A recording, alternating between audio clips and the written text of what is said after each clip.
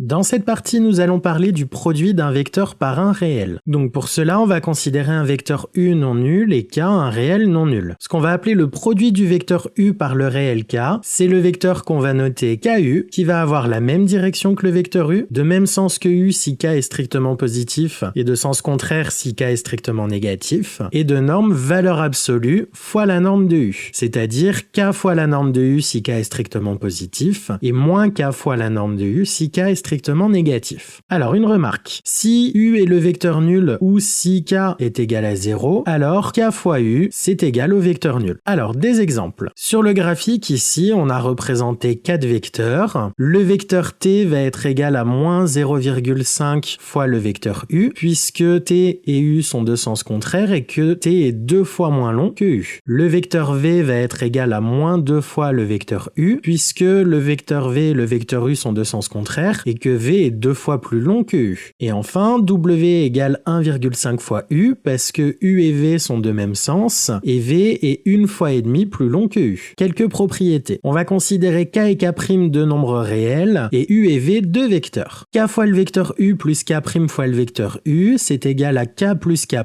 fois le vecteur U. K fois K' fois le vecteur U, c'est égal à K fois K' fois le vecteur U.